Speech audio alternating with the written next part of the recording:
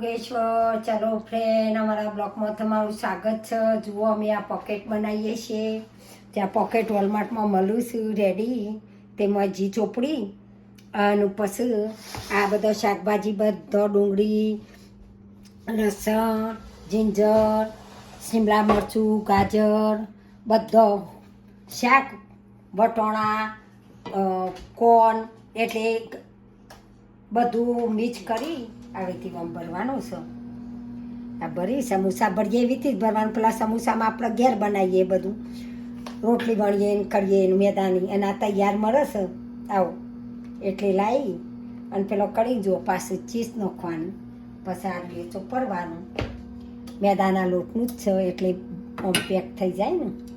આ તૈયાર રોટલી હોય એટલે પેક થતાં પેલી એ થાય, એટલે પેક થઈ જાય. અને પછી જી ચોપડી આજુબાજુ બધા જોઈ ચોપડી અને મૂકી દેવાનું, સરસ થઈ જશે. એટલે એમાં બાકીનો વિડીયો હમણાં બતાવીએ, થઈ જાય એટલે પછી બતાવીએ અમે જમવા બેસીએ એટલે. સમોસા પઠાણ, ચટણી બટણી બધું નાખીએ એ વખત. જો ચોપડીને બધું કરી મેલ્યું હોય ને એટલે સમોસા જેવો, પણ આવી રીતે કરવાનું, મેળવાનું, તરવાનો નહીં. અને તઈ રેડી આવે, આ રોલ કરવા માટેનું રેડી આવે. તે જે કરવું એ કરીએ. જો આ રોલથી કર્યું અને આપણી રોટલીનું બનાવ્યું. જો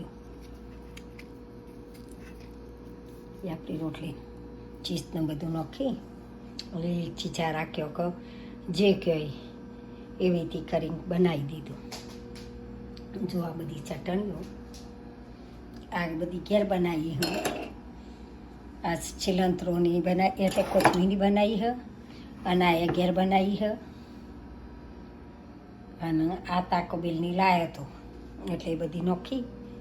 અને જુઓ કેટલું મસ્ત બનાવ્યું છે. ઓબલી બબલીની અમે બનાવતો નહીં. જુઓ આવાની ચટણી બનાવીએ છીએ. તોરી નાખીને મેં ખોટ, પોણી, મીઠું, મરચું, જે આપણે નાખવું હોય, જીરું બીરું, જીરું મસાલા જે નાખવું હોય નાખી અને બનાવવાની આપણી રીતે. ઓબલી બનાવીએ એવી રીતે, પણ આવું ઉકાળવાની નહીં, એમ મિક્સરમાં બનાવી દઈને ભરી જ કાઢવાના ડબ્બા આવવાથી, કાચની બહેનીઓ હોય. જય યોગેશ્વર. જો અમારા વિડીયા ગમતા હોય તો લાઈક કરજો, શેર કરજો, સબસ્ક્રાઈબ કરજો. જય યોગેશ્વર.